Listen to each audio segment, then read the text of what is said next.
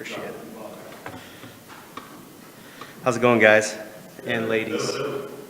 I appreciate Daniel and the Freeco Camp OKC asking me to come and speak today. It's an honor, and it's been a pleasure getting to know a few of the guys here. I know a few people in the back. So if you haven't met me or know me, my name is Russell Katigan. I'm an Oklahoma-born native individual. I was born in Wewoka, moved in Ardmore, lived in Cushing, moved back to Ardmore, graduated from Stillwater, and now I live here in Oklahoma City. And it's been a blast. So anything about food in Oklahoma, I'd love to speak to you about. And there's a chance that I may be able to get you going all around the state. So I was asked to talk about how to work with recruiters. It's an interesting question, a tough question, especially since I'm a recruiter. So I will do my best to help you out. If there's anything, just please know, open transparency here. I'm not going to hide anything. If there's a question I can't answer, I'll pass it off to Jason. And if there's something he can't answer, we'll definitely see what we can do to follow up with you. Is that cool? So a little bit more about me. I've joined Tech Systems in June of 2016. I have a background in oil and gas. I was a landman by trade, as you can imagine. April 2016, oil went down below $40 a barrel. So my wife works at Chesapeake, and I said, hey, let's maybe put some eggs in a different basket. So that's where we went, and I was glad I landed at Tech Systems and very fortunate. As you can tell, if anybody knows me, I'm a father of Harrison. Harrison is my 2.5-year-old ball of energy and a big piece of my life. This lady here is my beautiful bride, Whitney. We were established in August of 2011. And like I said there on the board, best decision I ever made, I still question hers. So, right? Am I right? All right. Well, good. So let's jump into why are we here today? So we're going to talk a little bit about how recruiters can help your career grow. I'll touch a little bit about what Tech Systems is, things we call know your intangibles. We'll jump in on some resume, which I know Tara Haji did a great job last week to talk about. So I'm not going to dive deep in there, right? She's an expert in that space, and I'll just reiterate some of the information that she gave out. And then what is a market expert? And then we'll do some Q&A. So if we will, let's jump in here. So Tech Systems, nation's leading technology services company. We have 4 major divisions in our operation. One is the application space. Within that is your text digital, which is Tara and Alex's space, and then ERP services, and overall just web development, software development. We also do end user support. We support network infrastructure and telecommunications space.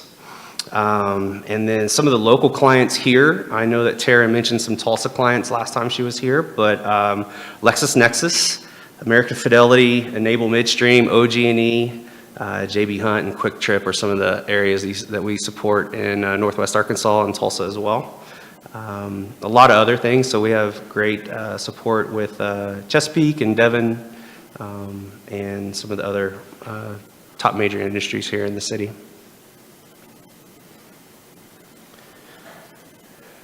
So know your intangibles. This is quite important for all of us, right? As a recruiter, when I come in and try to make a phone call or meet you in person, my first and foremost is I want to know who you are, right? So, and one of the first things I think about how to work with a recruiter, my first response would, hey, how about we pick up the phone or return that voicemail or respond to the email, so we can make that first step, right? A successful relationship with a recruiter and a technical professional is one that's not necessarily based off of throwing a resume around or talking to you about jobs. It's part of it. The jobs part is definitely part of it, but for us, we see success when people decide to jump in on building a partnership. With that includes, like I said, having that conversation. It can be annoying. We know that technical professionals get close to 35 phone calls, emails, close to per week, right? So think about that. That's a lot. So that's why it's important to build that relationship with one or two people, so that you can have those people that you're interested in and that you agree to align with, so they know what you're looking for and what you're looking to get into. Meet in person, just like any old trade of business, the best type of business is an in-person business. And so having that interpersonal or being able to meet in person is very important. The old adage that, if you're going to buy a car, typically you want to meet the person that you're buying the car from. Now they've changed that a little bit, right? Like you can buy cars online these days, but or life insurance or whatever it might be. Some of the best work you're going to get is when you're meeting and spoken with people in person. Talk about your skills, your goals, and interests. So that's where knowing your intangibles are, right? Let's talk about, what's important to you. Where do you want to take your career? What skills do you have?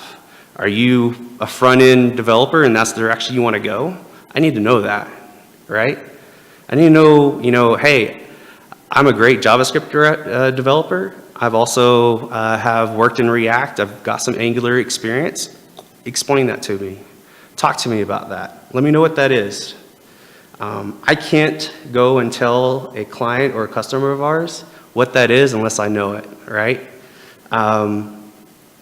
When we talk about interest, it's not just talk about like, I like to work, I love to develop. I want to know, what do you do in your free time? What truly interests you, motivates you? Like for me, my son, right? He's a big interest of mine. My wife's a big interest of mine. Those are my motivators.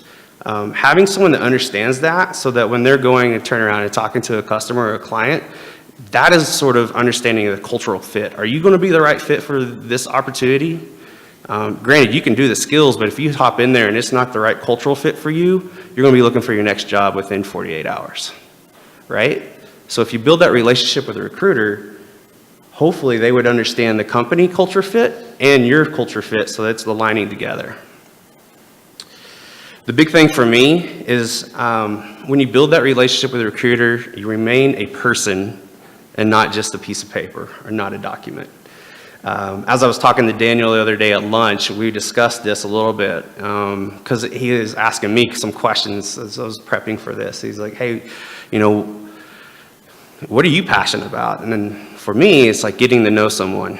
And then whenever I make a phone call to talk to some hiring manager about an individual I have a relationship with, I'm very passionate about making you become a person and not a resume that just came through a job board or through an email.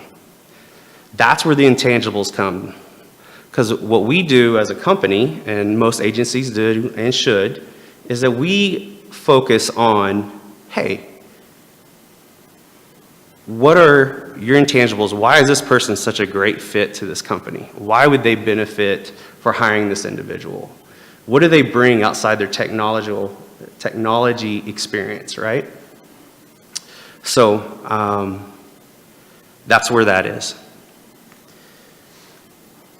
And if I just didn't do a big faux pas, and I apologize. No, we're good. Okay, sorry. The big thing is in that deal is when it is our job as recruiters and being within the industry is to have the relationship with the hiring managers that we're working on with. And so that when we have that relationship with the recruiter and the technical professional, and I go and speak to my hiring manager or my account manager, Jason, I can make you be a person. We know that 17% of resumes or applications on job boards only go read. So there's another, we know that outside of that, 72% of individuals that use recruiters have their resumes and information read by hiring managers. So details are in the facts there, you're going to have a higher percentage of working with a recruiter, getting your information in front of a hiring manager than you would be just applying through job boards. Also, it duplicates your efforts, right? My job is to know the market. My job is to understand what people are looking for. My job is also to understand what you're looking for. So if you come to me and say, hey, Russell, I'm looking for a job, and this is the top 3 things I'm really looking for and what I'm interested in, how I want to grow my career, cool. I'm going to go and find that. And while you're looking, I'm looking. You may have visibility in some other opportunities that I do not. Other recruiters may have visibility in opportunities I do not. So duplicate your efforts. You have a job, which is to write code, create amazing things, whatever it might be in the technology world. My job is to find opportunities for you, right? So think about that. It's my profession. Your profession is to be awesome at what you do. I have to be awesome at meeting people and to know what their business challenge is so that I can have you come and fix it. All right, so I spoke about this, and I apologize, I'm running a little fast here. Tara Haji did an amazing job last week. I've seen her presentation. I've got the reviews. She's an all-star. So let's just touch base. How many guys were here last week to hear her, or were on Twitch? If you hadn't had a chance, I know this is available on Twitch. Definitely look up her presentation, especially if you ever feel like you're having any roadblocks or stumbles with resumes. It's worth your time, I promise. So resumes, man, show why you're awesome and bring the facts. We know that there is, 52% of hiring managers have been able to find falsified information or lies in a resume. Just bring the facts. Show why you're good. I know when Daniel and I were talking at lunch the other day, when you're listing your achievements, list those achievements. Be proud of it. Like if a job description, a lot of times a job description is developed by an HR person, right? It's a list of details that they know that they need to look for. But the reality is the position you're applying for may not even align in half of those bullet points that you're trying to do, right? So why know a recruiter? Because I have a relationship with a hiring manager, and even though you're looking at those bullet points, I can have that phone call with the hiring manager to really nail exactly what is the top 3 or 4 skill sets they're looking for. So if you have that in your resume, list it. If it's a JavaScript development position and they say they're looking for someone with Angular 2 or Angular 4, that's good. As long as you have experience with JavaScript, let's list it and let's talk about it and be proud of it. If you've touched with it on personal projects and you're able to actually say, hey, I wrote 5,000 lines of code with this skill set involved in it, and you have it in your GitHub repository, I want to see it because I can talk about it when I'm speaking with the hiring manager. Make it quantitative. Include percentages. Let's give specific outcomes. Like what was the business challenge and how did you achieve that? And use descriptions of the process. The last thing we want to see is straight bullet points. I want to know what you did. Talk to me about the company. Who did you work for and what were they trying to achieve? What's their overall business? How did you help them make money or how did you help them solve a problem? I know a lot of hackathons when you guys go there to do that, it's there to achieve or to help provide a solution, right? So, and don't be afraid to update your resume regularly. You're doing things every day, right? Especially here. I know you guys have tasks that happen every week, right? So if you've had experience in something, make a bullet point. Either have a OneNote, have a notes list, something that you can keep dropping your tasks or things that you've completed so that when it's time for you to build up your resume, you have that information there. We are naturally built to put things in the back of our mind and forget them, right? Unless something sparks that to bring it up. So do yourself a favor and log all that information that you can.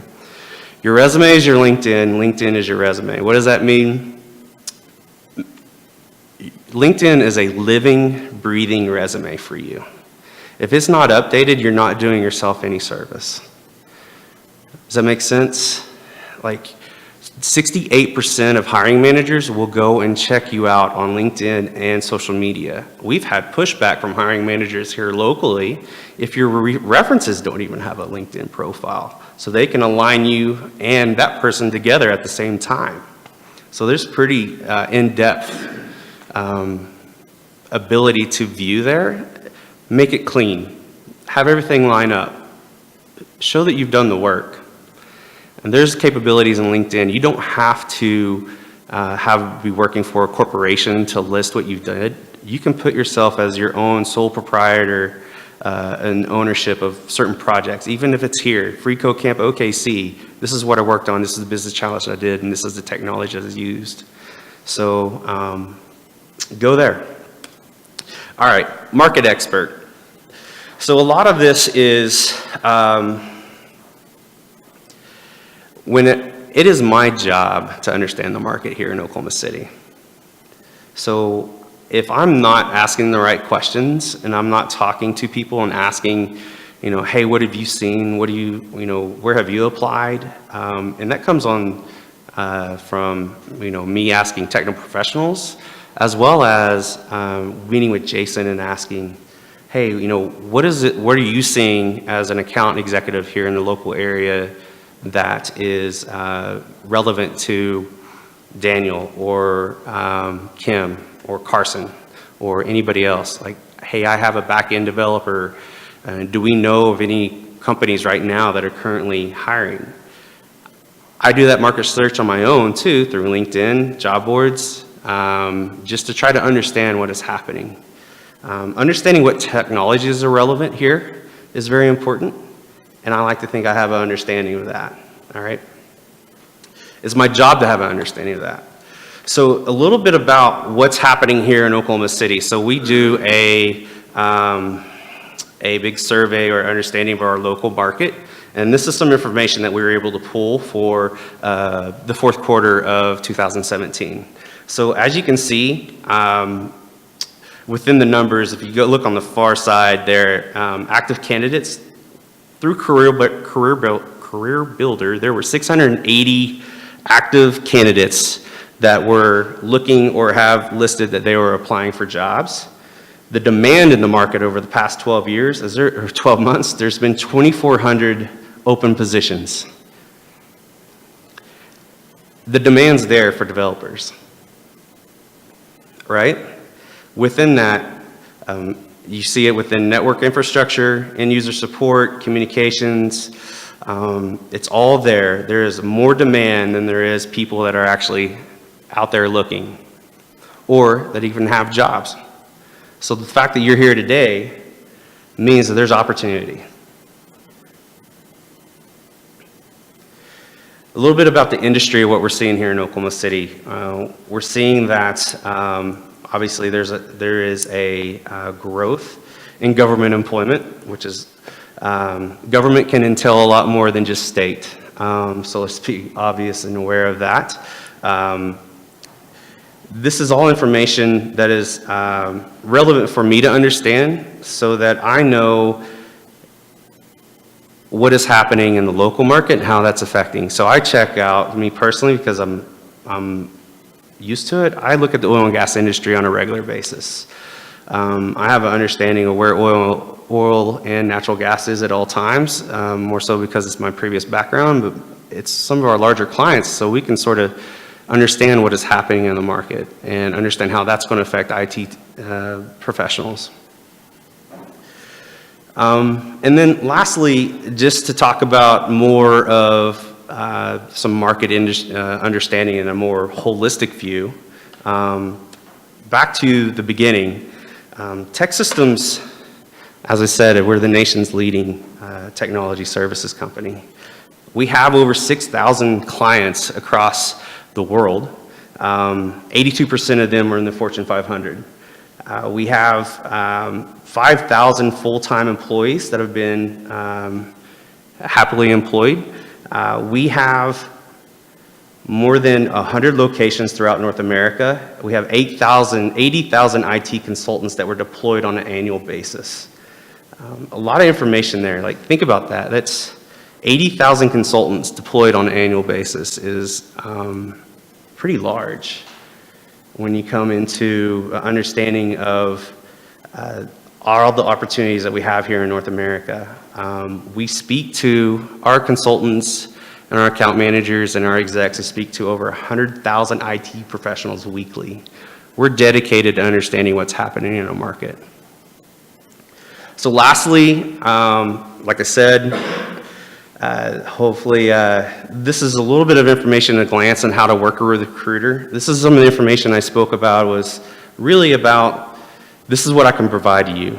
We can talk about what's happening in the market. We can talk about the technologies that are happening. I look at resumes every day of my life right now. I can help you, even if it's just us brainstorming over a cup of coffee of how you telling me about what you've done and me turning around and helping you word that correctly. We're here to help, first and foremost. My relationships in the IT world are besides my family, are the most important thing to me. It speaks volumes to Daniel and I's relationship, and some of the others here in the community. I don't just talk to them about what's happening and, hey, do you want a job? I have a full understanding of what's happening. And I would hope that the recruiter that you align yourself with would do the same. And after that, I mean, I'm just going to ask Jason to potentially join up here with me, and we'll open it up for questions and answers. Ooh, that's tough. All right.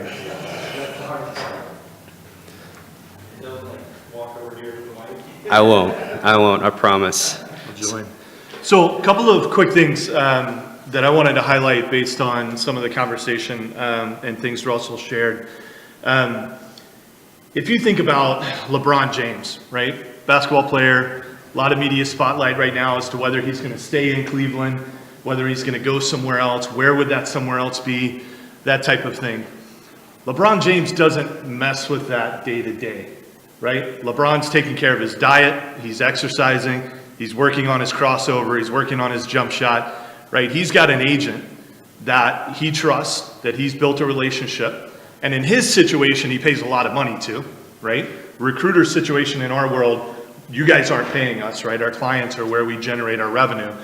But the point of it is LeBron worries about being a great basketball player, right? His agent is out there working to make sure that the opportunities that align to what LeBron wants for his next opportunity as a championship, for his family, right? Those types of things are being negotiated and presented to him. That's the role a good recruiter should play for you. They should understand what's important. Where do you want to be? LA, Philly, Houston, which by the way, I have no idea why LeBron chose those three cities, but those are the only three cities he's allowed himself to be released from his contract from. But his agent needs to understand the why, right? Why is it that Philly's a good spot for you? Why is it that you might be comfortable moving your family to Houston? And then the agent can go in and work through that. As a technical recruiter, our job is to understand, hey, you've chosen this path to be a developer. You're learning maybe certain technologies. Maybe you're learning and developing a passion in a certain aspect of the application framework. Why? What is it about that you enjoy? What is it about this type of work that's important to you? That way we can go and apply that knowledge across our understanding of the 190 customers we work with here in the market to determine, hey, these customers are going to value the same things that you value. They're going to provide you an opportunity to advance that objective that you have. And we get to focus on aligning those things and bringing those opportunities to you, and you get to focus on banging out great code and continuing to be a developing and advancing developer. And when those two things align, then we have an opportunity to help advance your career. We can't force them, right? We don't generate jobs. I tell people all the time, we're not a job shop. I'm not a magic maker. I can't do that, right? But what we can do is we can be the agent that is flying to Philly and flying to Houston and flying to LA to have the conversations and understand the dynamics so that when you finish that basketball game Thursday night and we're meeting for breakfast Friday morning, we can lay out the facts. LeBron, here's what it looks like. What do you think? What do you want to pursue? Right? And we can represent you accurately. So a good recruiter should act in that capacity. I think it's really important. And so when Russell's like, pick up the phone or let's grab lunch and let's learn those things, that should be a part of understanding, right? I mean, we all work in the modern world, right? I hardly even pull out my laptop. I work off my iPad so often. Quick, rapid, impersonal communication can be really effective for certain things. For understanding who you are, where you want to take your career, and what's important to you, it just doesn't work. It just doesn't work. You need to take a little bit of time. You need to get in the trenches, right? You need to get to know someone, right? For a few reasons. Can I trust you? Can I trust that you're not just trying to hustle me?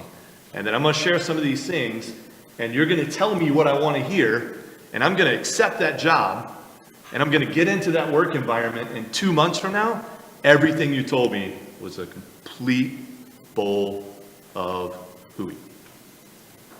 I kept that clean. You did. I'm pretty impressed. Impressive. I was not originally going there.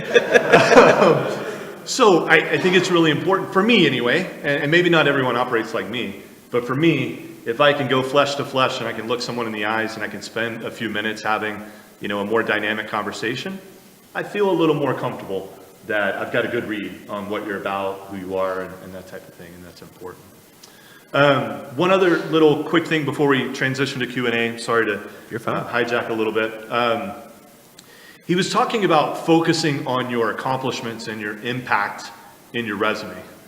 I have worked for 11 years with developers, and you guys suck at this, right? You guys are really good about word vomiting the technologies that you've worked with. You guys are really good about, hey, my team was responsible for this. I will tell you, 9 out of 10 times, it's irrelevant. It's good for, clickbait, right? It's good to make sure your resume comes up in some, bot search, but for really standing out and making something significant and of an impression, that just doesn't work. So it can be something really, really simple. Like your experience as an organization can be really boiled down to a single impact that you had. I was working with a senior developer last week, having lunch. How's the project going? He works for me right now at one of the larger employers in town. And he's like, hey, we just finished. We rolled it out. We've been running it for 2 weeks. And if things continue to progress, we're going to cancel our contract with a third-party vendor that we've had and been spending money with for the last 8 years to do this work. We've completely automated it. We've taken a 6-month process down to 4.5 weeks, and we're going to save my employer $4.5 million a year in contracts. I was like, dude, resume's written. That's all you need. Automated a process that saved 5.5 months of work time and cut the company costs by $4.5 million annually. That is a one sentence, one and done, when can we interview?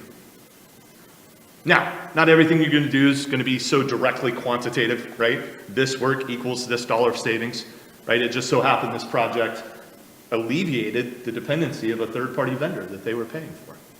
But it's that type of quantitative impact that is going to stand out. Average resumes read for 28 seconds, if read at all, right?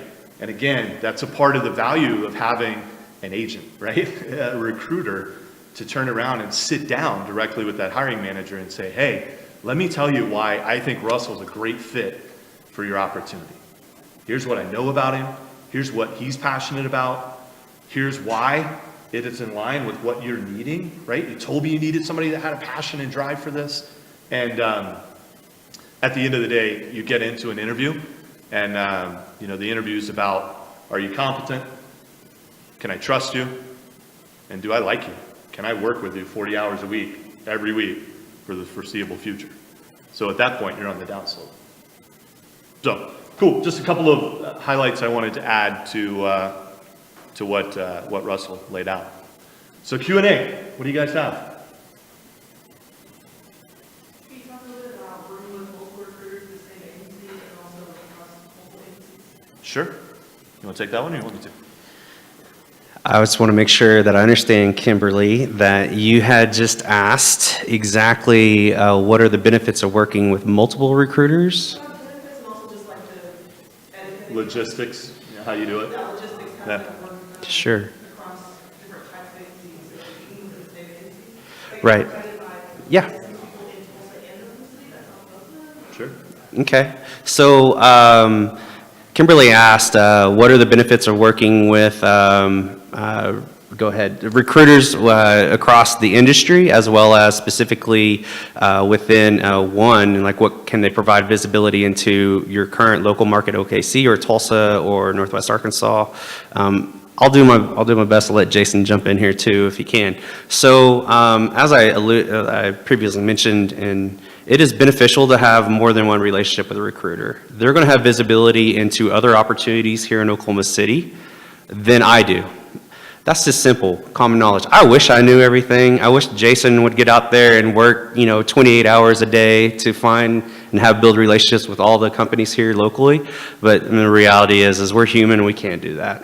And, some companies prefer to work with other industries than other companies, right? So,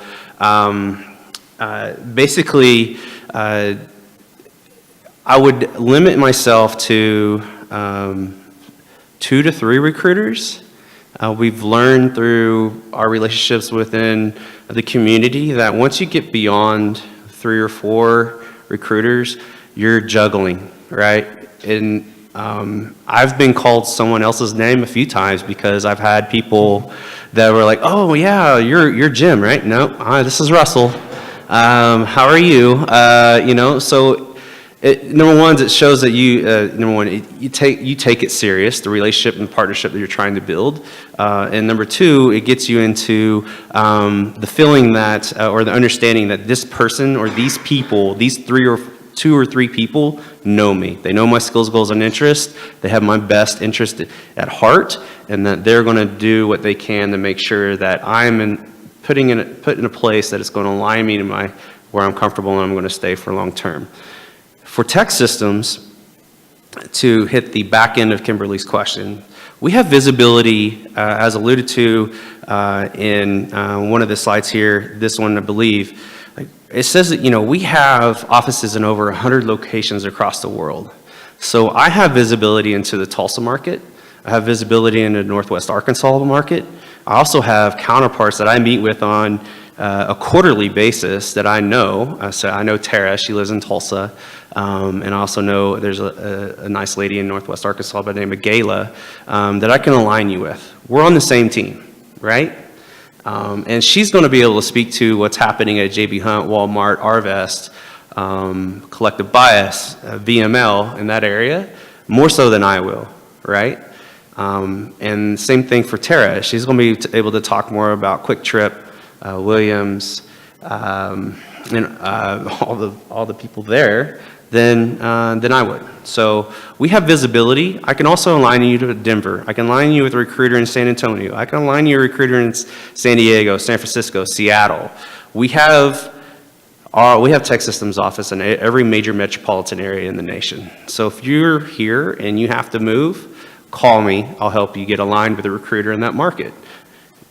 I assume that is sort of normal for all companies. If they have a national footprint, they should be able to do that for you. Did I answer your question?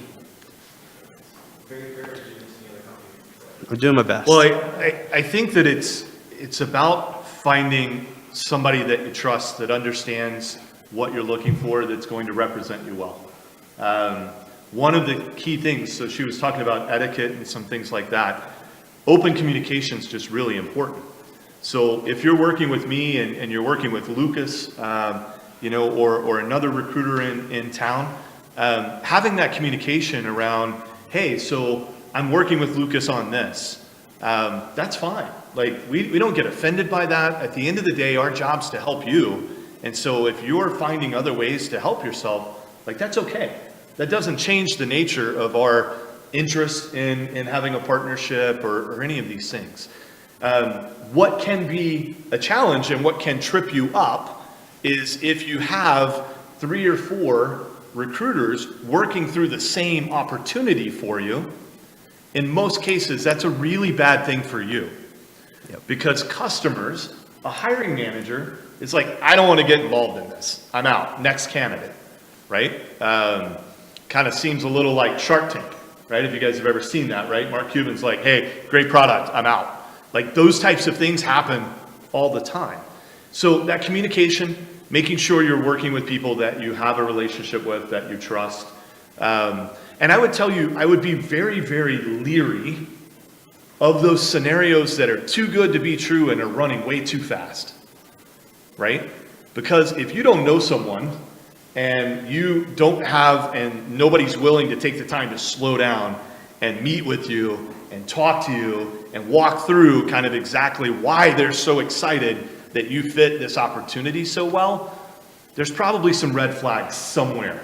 They may not be immediate, right? You may get that job. They may actually pay you. And your paychecks may actually show up every week, every 2 weeks, what have you. But at some point down the line, there's probably something that was glossed over. I will tell you that supply and demand in our industry is very out of whack. I don't know if you guys caught this slide Russell showed, but there are literally just over 5,000 people in the application dev space in Oklahoma. I know it seems kind of high. I wouldn't have thought that there are that many, but there are. And there are almost 3,000 jobs open. That's with those 5,000 people working, right? So the demand is so high that, man, if you're interested in an opportunity, you can get the job and you can kind of call your shot in negotiating a lot of things. But it's just really important that as you're working with a new recruiter especially, right? If you're working with someone that you have a relationship with, you know, you can probably go a little bit quicker because there's some trust and there's some foundation already built. But if you don't know them, slow down to speed up, right? Make sure you're getting into the right opportunity for you, because the last thing you want to do is be in a job for a month and a half, hate it, bounce to a new job, make the same mistake, be in that job for 4 months, hate it, right? Slowing down and getting in the right spot where you can grow your development career is more important than getting into that job tomorrow. And there's no shortage of jobs. So if that one passes by, it's like buying a car. There's 1,000 other cars that look just like mine that I can go find. I didn't have to buy that one right then. So, good question. Any other questions? I know we got a few turning. I can see it. How long does it be process from talking to somebody and finding a job for your personal experience? Man, it really varies on a lot of things. It's really hard to say. I tell you what, I can go this route with you. If you're a JavaScript developer in Oklahoma City right now, whether you're a front-end focused JavaScript developer or you're a Node.js back-end JavaScript developer, we've got a dozen openings right now. I've got interviews next week for 6 of them, right? So let's say that you and I know each other. I understand what's important to you. Or let's say we don't. Let's take it from here, right? You and I have coffee tomorrow morning, right? Because you're like, hey, I am a JavaScript developer. I'm ready to go, right? We have coffee, we sit down, we get to know each other, right? Spend a half an hour, spend 45 minutes, understand more intricately kind of what you're about, what your skill level is, where you're trying to go. I turn around, I pick up the phone. I got to validate that you are what you are, right? I'm not technical. I've been teaching myself Swift over the last 6 months. I know enough to be a horrible developer. That's it, right? So I've got to validate that your skill level is where you say your skill level is. Cool. There's a couple of different ways I can do that. I can get you on the phone with Daniel, right? And say, hey, Daniel, can you talk to this guy? Because he does know, right? And then he can say, yeah, I think this guy's at this proficiency level, right? I can give you an online test, right? It tests your JavaScript knowledge. And that can come back and that can give me some degree. I kind of weight the two of them, I balance them out, right? Some people are test takers, some people aren't, what have you. I'm going to want to talk to previous employers to see what you're like as an employee, right? All this process of me qualifying that you are what I think you are can take a day, maybe 2, right? Sometimes managers are hard to get a hold of, what have you. I present you to my customer, set up an interview. That process can take anywhere from a week to 2 weeks, right? So if we're running really, really fast, you're probably looking at 2 weeks before you're finished with the interview process and you're entertaining which opportunity is the right opportunity for you. In most cases, though, I kind of opened with we're not a job shop, right? I tell people all the time, and unfortunately, I've had to work through layoffs in, the market crash of 2008. I had a lot of developers coming to me like, hey, I need a job. It's like, call McDonald's, man. And I don't mean that rude, like that's not what I do. I'm not a job shop, right? What I'm here to do is help you navigate your career, be strategic, right? Help you find a spot where you can thrive and grow along the path that you want to take your career. And that can take some time. That's an art. It's not a, bits and bytes outcome. So I would say on average, that process running rapidly is about a 2-week process. By the time you get through interview cycles, and a lot of customers, especially in Oklahoma City, are still, thinking that 3 and 4 interviews is a great idea, right? They're slowly learning that they've got to move faster, because at the end of the day, you guys have 15 opportunities. They're not the only game in town. But that would be moving as quick as I would feel comfortable moving, right? And with the interview process, it can sometimes happen faster. And I'll say this, just on a national scale of statistics, typically an individual that applies for a job takes about 122 days to go through the onboarding process, whereas if you're utilizing a recruiter, we're able to knock about 60 days off of that. So, and that's from like, hey, I'm looking for a job, and then again, statistical national sense here to getting you onboarded and started. So we can knock 2 months off of that for you just by building that relationship and partnership, just to let you know. I mean, that's statistics stowed out there. My little brother just applied for a promotion. He's worked for Goodyear in Alabama for probably the better part of 8 years. And he applied for a promotion 3 months ago, internally.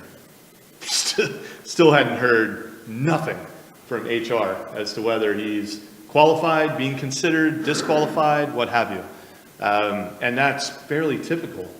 And when you're working with, again, back to my LeBron analogy, right? When you're working with an agent, you don't have to worry, you just pick up the phone. LeBron just calls his agent. Hey, where's LA at? Right? Did you meet with Magic yet? Are we in a good spot or not? Right? And it's done. That communication lines are open. Yeah. Another good question. Oh, Yeah. good. So, we'll just generalize it more. So, if you're trying to break into becoming a developer, so you're in another industry, you might be in the IT industry, would you recommend coming to guys to sort of gauge where we're at in our learning process and sort of figure out what we will do in the market?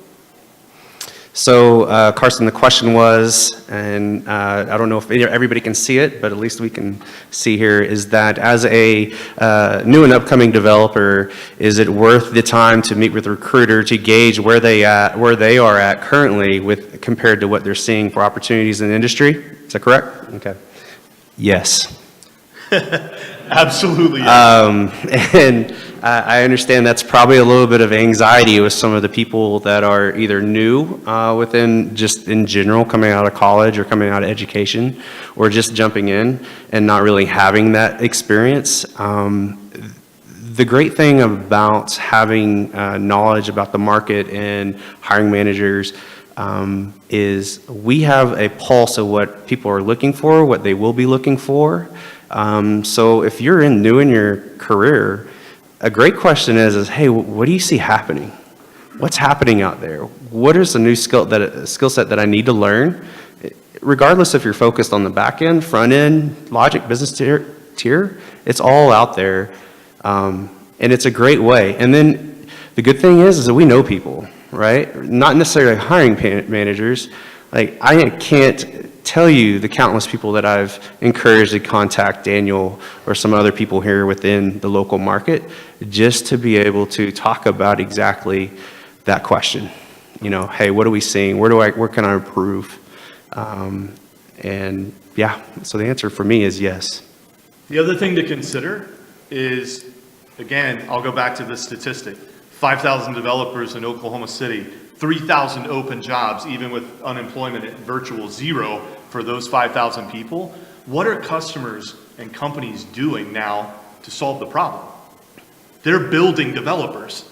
They're hiring people that have minimal development experience and saying, screw it, our approach now is we got to teach you, right? We got to pair you up, we got to build you and get you up to speed, because at the end of the day, like, we're not competing with Austin. Oklahoma City's getting there, right? But like, you got to do one of two things. You either got to bring them into the market from other markets, which can be very costly, or you have to build them. Russell and I actually had breakfast just Friday morning with a new customer for us, and we walked through that exact path. He's like, I've been trying to hire for 6 months. It's like, all right, dude, it's time to build, right? Let's get you connected, and let's bring in people that are either making a transition from other industry or from other career paths, or people that are just coming out of school or just learning the skill and making that transition. So it's a great time to learn development as a skill, and a recruiter can just help you navigate it.